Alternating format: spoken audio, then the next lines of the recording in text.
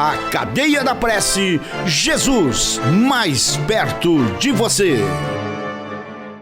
Capítulo 23 do livro de 1 Samuel, versículo de número 2. Consultou Davi ao Senhor, dizendo: irei eu e ferirei esses filisteus? Respondeu o Senhor a Davi: vai e ferirás os filisteus e livrarás Keila. Agora o verso de número 4. Então Davi tornou a consultar ao Senhor, e o Senhor lhe respondeu e disse: dispõe-te, desce a Keila, porque te dou os filisteus nas tuas mãos. Agora versículo 10. Orou Davi: ó Senhor, Deus de Israel, teu servo ouviu que Saul de fato procura vir a Keila para destruir a cidade por causa de mim. Verso 14. Permaneceu Davi no deserto, nos lugares seguros, e ficou na região montanhosa do deserto de Zif. Saul buscava-o todos os dias, porém Deus o não entregou nas suas mãos. Diga amém. Vida cristã, gente, não é e nunca foi e nunca vai ser um mar de rosas. Se alguém falou para você que vida cristã vai ser mar de rosa, mentiu. Se alguém disse para você que servir a Jesus é uma eterna bonança, mentiu. A vida cristã, ela traz consigo as suas lutas, as suas problemáticas, os seus dilemas, as suas contrariedades, os seus preços e muitos preços a serem pagos. E quando eu falo de Davi, que é o que eu quero falar nessa noite, é um dos personagens da Bíblia, da Escritura. Eu podia falar de Abraão, podia falar de Moisés, eu podia falar de Noé, eu podia falar de Eliseu, eu podia falar de Elias, eu podia falar de Jeremias, eu podia falar de tantos e tantos, isso do Velho Testamento, do Novo Testamento, os discípulos, Paulo também. Mas eu penso que dentre tantos personagens da Bíblia, um dos que mais se destacam, sem sombra de dúvida, é Davi. Quem já não ouviu alguém falar de Davi? Quem já não leu um salmo de Davi? Davi é um dos mais aclamados, um dos mais decantados, né? Quantas canções nós entoamos a Deus e nela colocamos o nome de Davi, que é para nós um exemplo de adorador, de adoração. Mas a vida de Davi, gente, não foi aquilo que nós imaginamos como sendo uma vida 100% tranquila, uma vida com vento a favor sempre, muito pelo contrário. Se eu fosse falar dos desertos, inclusive eu tenho uma mensagem que eu prego chamada Os Desertos na Vida de um Cristão. Os desertos na vida de Davi foram muitos. Davi teve muitos desertos físicos pelos quais ele passou. O deserto de Parã, o deserto de Engedi, o deserto de Zif, o deserto de Maom e outros tantos desertos, né? Por onde ele passou, se escondendo da fúria de Saul, depois mais para frente se escondendo da fúria do seu próprio filho que queria tirar a sua vida, roubando o seu trono.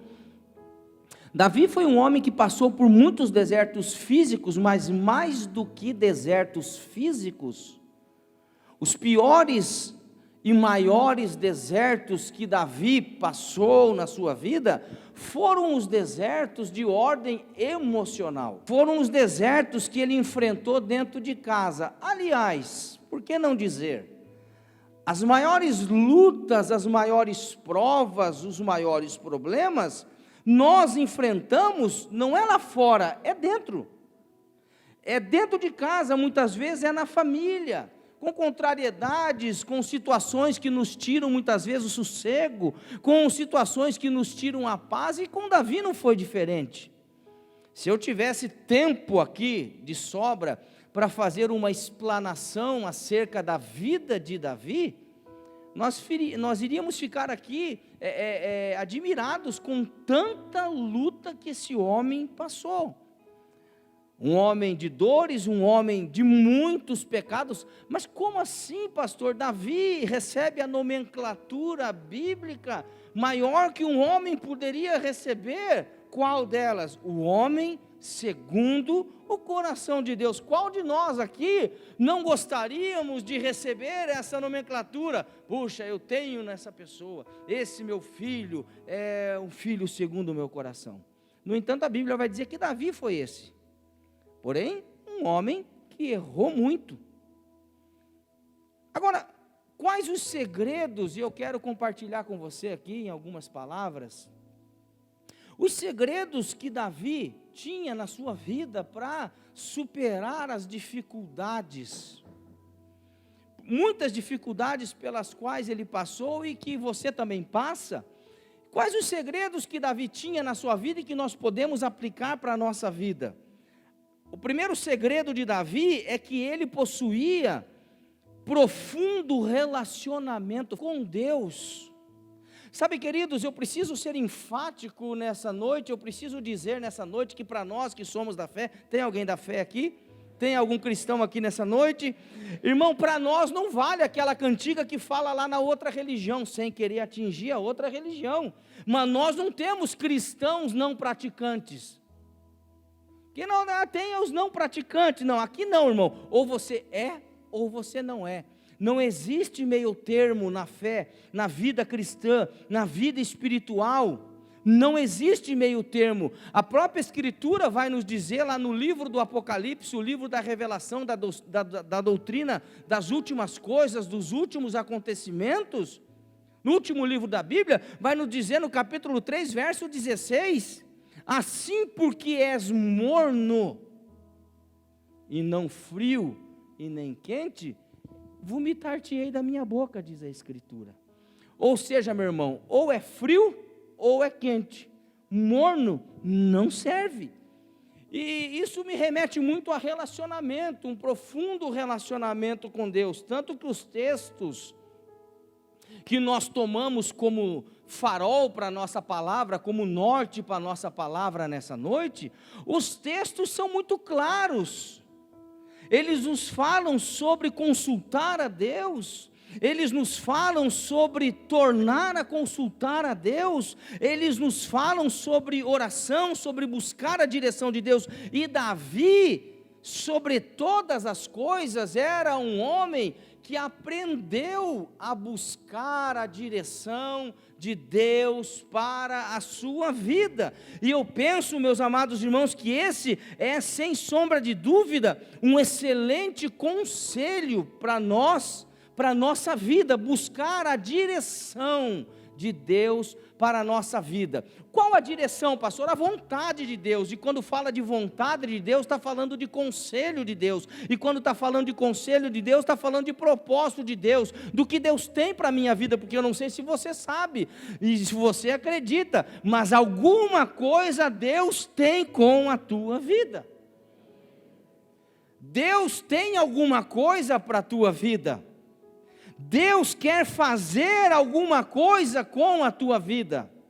Deus quer fazer alguma coisa através da tua vida. E quanto mais rápido, quanto mais cedo você descobrir aquilo que Deus tem para fazer através da tua vida, mais abençoado você será, mais completo você será, mais feliz você será. O livro de Provérbios, capítulo 16, verso 1, vai dizer: do homem são as preparações do coração, mas do Senhor a resposta da língua.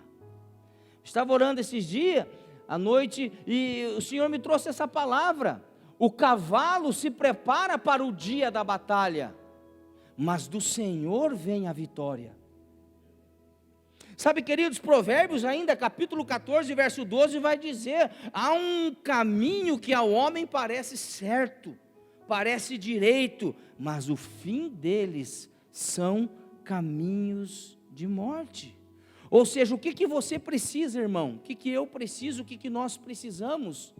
Discernimento. Fala comigo, discernimento. E isso nós só vamos encontrar em Deus.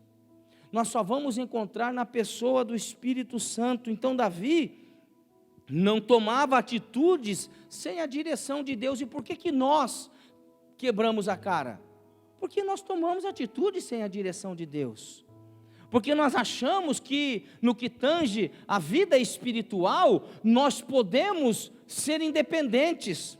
Sabe os filhos, quando eles vão pegando a idade, o filho tem 12 anos, 13, 14, quando pega 17 anos, já está para fazer 18, que o adolescente é sempre assim: quantos anos você tem? Vou fazer 15. Quantos anos você tem? Vou fazer 16, ele sempre adianta, e depois quando a gente vai ficando mais velho, a gente quer atrasar, é uma coisa doida. E aí vai pegando a idade, e aí acha que já pode dar os seus próprios passos, acha que já não precisa mais ouvir o conselho do pai, acha que já não precisa mais ouvir o conselho da mãe, porque o pai está careta, porque a mãe está quadrada, e foram para essa igreja quadrada, que é quadrangular, ainda aí a coisa piorou de vez. Sabe, meus irmãos, procura fazer as coisas do seu modo, do seu jeito. Davi não tomava atitudes sem a direção de Deus. Sabe, queridos, a verdade é que nós não podemos nem imaginar, não pode nem passar pela nossa cabeça em tomar uma atitude sem a direção de Deus. Sabe, quem quer ser abençoado? Aliás, deixa eu repetir, vou refazer. Abençoado você já é. Tem 3 pentecostal aqui, 2 aqui, 1 eu ouvi aqui. Vou repetir, abençoado você já é. Quem quer ser mais abençoado? Então eu vou te dar um conselho: não faça nada sem a direção de Deus.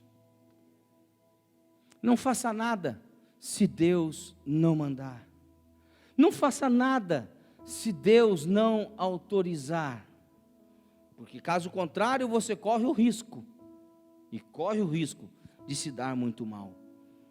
Olhando para a Escritura Sagrada, Davi não tomava atitude sem a direção de Deus, mesmo que a situação estivesse a seu favor, porque, irmãos, quando a situação ela está contra, quando a situação não é muito favorável, é muito fácil eu me encolher, é muito fácil eu ficar na minha, é muito fácil quando a situação não está favorável, eu não fazer nada. Agora, quando a situação está favorável, eu caio para dentro.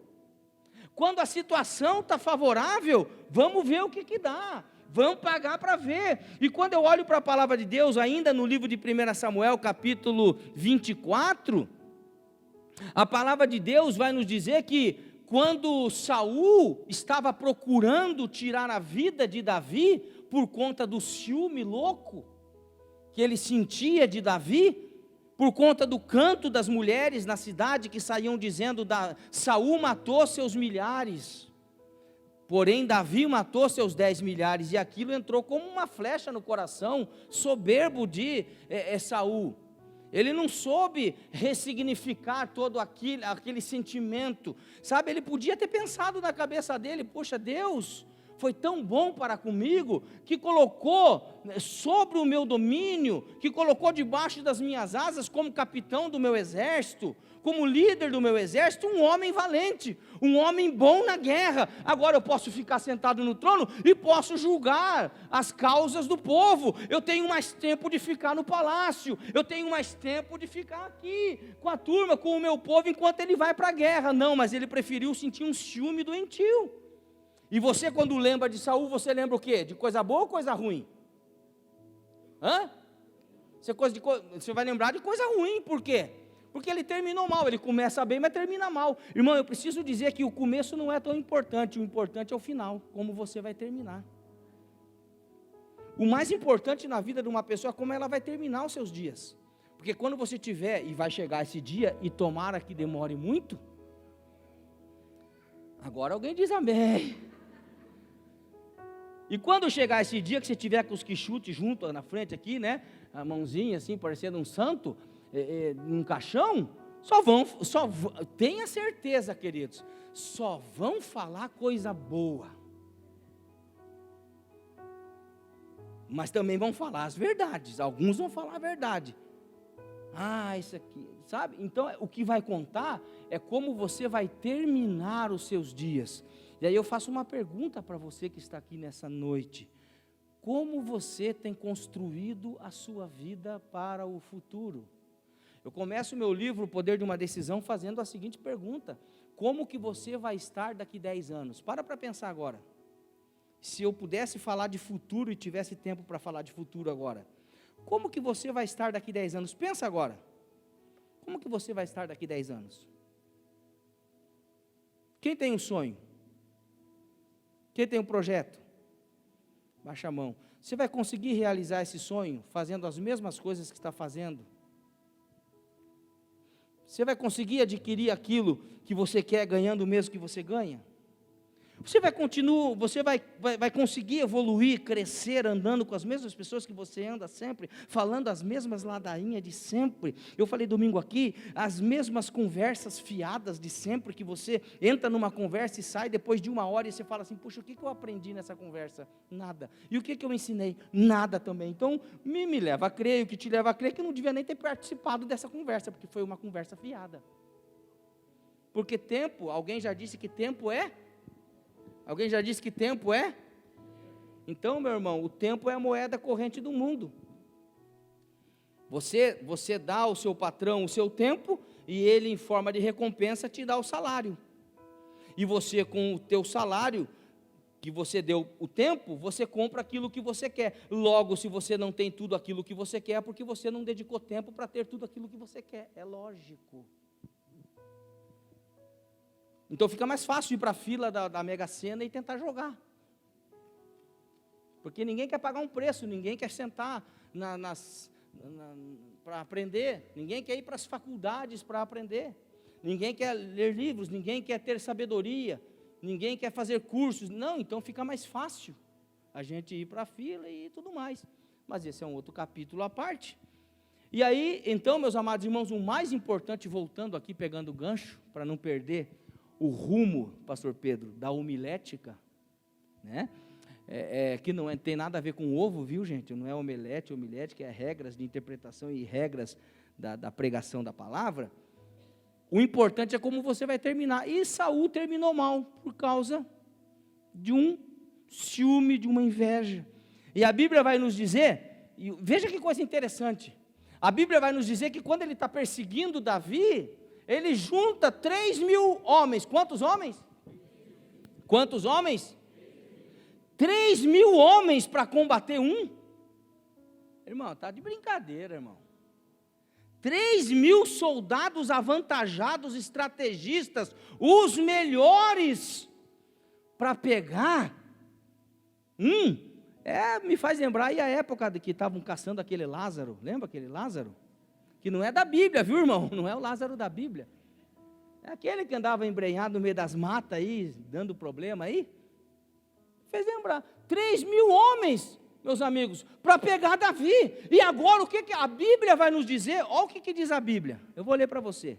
Versículo 4 a 6. Tendo Saul voltado, verso do capítulo 24 de 1 Samuel. Tendo Saul voltado de perseguir os filisteus, foi-lhe dito: eis que Davi está no deserto de En-Gedi. Tomou então Saul 3.000 homens escolhidos dentre todo Israel, ou seja, não era qualquer um, e foi ao encalço de Davi e dos seus homens nas faldas das penhas das cabras monteses. Chegou a uns currais de ovelhas no caminho onde havia uma caverna, entrou nela Saul para aliviar o ventre, para fazer número 2. É o que a Bíblia diz. Ele entra na caverna, e algumas versões da Bíblia vai dizer que ele cobre os pés. Por que cobre os pés? Porque ele afrouxou toda a aparelhagem. E ali, meu irmão, sem cerimônia, ó. o que diz a Bíblia. Mal sabia ele que Davi já estava lá dentro. Aquele a quem ele perseguia, a quem ele queria matar. Olha o que Deus faz com a vida de uma pessoa que está fora de um propósito.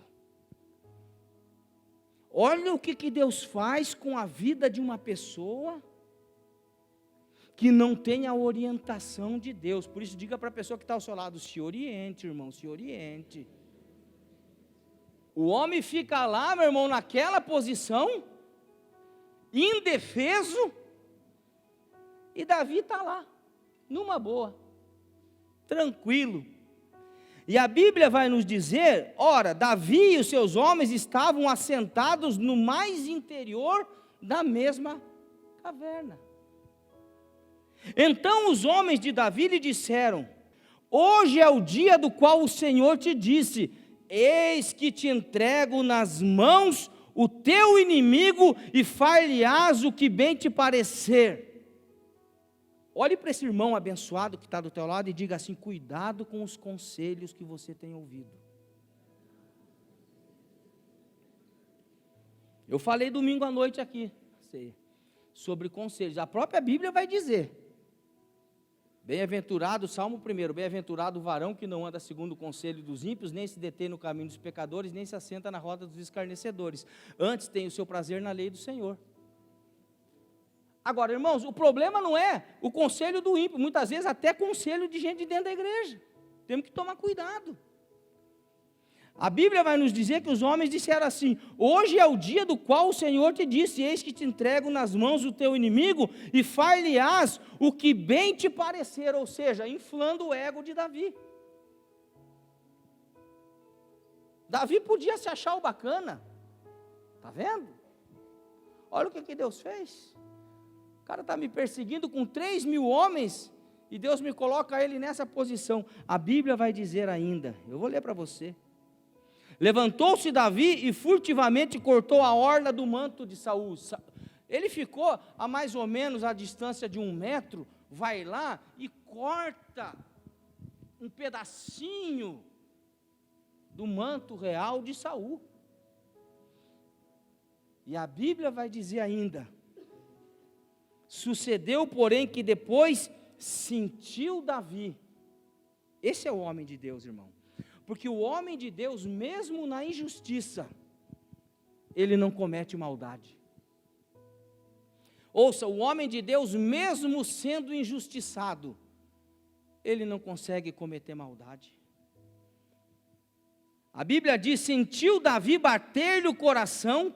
Algumas versões, ela é muito clara, ela diz assim: pesou o coração de Davi por ter cortado a orla do manto de Saul, e disse aos seus homens: o Senhor me guarde de fazer tal coisa ao meu senhor, isto é, que eu estenda a mão contra ele, pois é o quê? Ungido do Senhor. Sabe, meus irmãos, isso aqui que eu estou lendo para você, ouça, é Bíblia. Fala comigo, é Bíblia. Ou você acredita nessa Bíblia inteira, ou você não acredita. Não existe meia verdade na Bíblia, não existe relativismo na Bíblia. Isso aqui é legal, isso aqui não é legal. Isso aqui é verdade, isso aqui não é verdade. Ela é uma verdade absoluta. A Bíblia, ela é absoluta, é verdade pura, palavra de Deus completa. E aqui, meus irmãos, precisamos entender que essa era uma das qualidades que diferenciava Davi de Saul. Porque Saul era precipitado. Saul era o que? Impulsivo. Logo Davi já não. A Bíblia vai nos dizer que Davi fazia o quê? Qual foi o texto que lemos hoje? Quem lembra? Davi fazia o quê, irmãos? Orava. Davi consultava o Senhor. E depois ele fazia de novo a oração. Ou seja, ele se cercava muito bem de que estava fazendo a coisa certa. Em segundo lugar, irmãos, para a gente ir rápido aqui, porque o tempo vai embora. Davi se mantinha tranquilo, fala comigo, tranquilo, diante dos problemas. Mas como, pastor, me manter tranquilo diante das lutas? Como que eu vou me manter calmo diante do que está acontecendo na minha vida? Como que eu vou me manter calmo quando a minha família está desmoronando? Como eu vou me manter calmo com a doença dentro de casa, o casamento por um fio, as dívidas chegando, é o desemprego, a situação está feia? Irmão, como me manter calmo? Irmãos, por causa do discernimento espiritual. Davi, ele entendia, e você precisa entender o que é lógica humana e princípio de Deus. Repita comigo: lógica humana e princípio de Deus. O que a lógica humana vai nos dizer? O que a lógica humana vai nos empurrar? A lógica humana vai nos empurrar para quê? Tira a vida de Saul. Reina em seu lugar.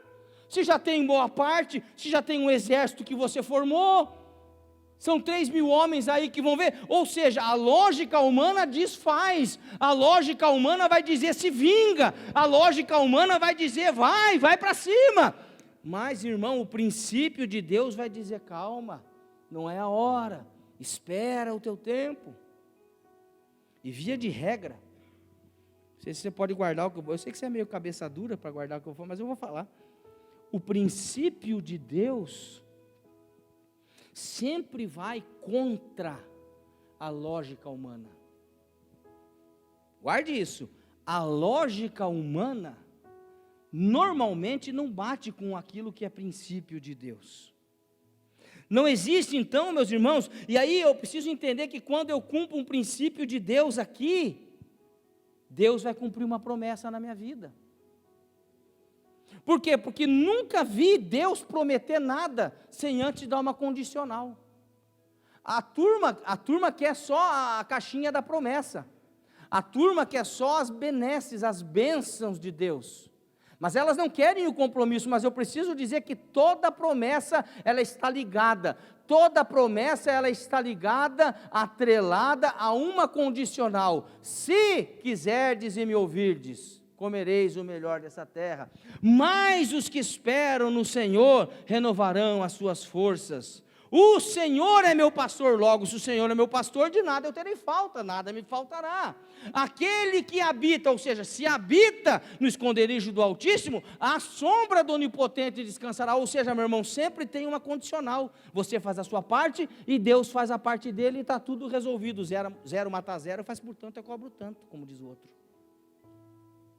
Então não existe, ouça, não existe segredo para sucesso, fórmula para sucesso. Não existe. Existem sim princípios, fala comigo princípios, e etapas para chegar no sucesso. E Davi, ele aprendeu a esperar em Deus. Salmo 40, verso 1 e 2 diz: esperei com paciência no Senhor. Uau! Esperei com paciência no Senhor, e Ele se inclinou para mim e ouviu o meu clamor. Tirou-me de um lago horrível, de um charco de lodo, pôs os meus pés sobre uma rocha, firmou os meus passos. A minha oração nessa noite é que Deus venha firmar os teus passos. Salmo 25, versículo 3 vai dizer: na verdade, não serão confundidos os que esperam em ti, confundidos serão os que transgridem sem causa a lei. Ou seja, você não será confundido, irmão. Salmo 27, 14, espera no Senhor, anima-te e Ele fortalecerá o teu coração, espera pois no Senhor. Ou seja, Davi tinha plena convicção de que Deus jamais o abandonaria. E essa é a grande certeza que nós como cristãos precisamos ter em nossa vida. Pode os amigos nos abandonar, podem as pessoas nos abandonarem, pode uma mãe esquecer-se dos seus filhos, diz a Escritura, o que é muito difícil, mas ainda que isso aconteça, diz a Escritura, eu não me esquecerei de ti. A Cadeia da Prece, Jesus mais perto de você.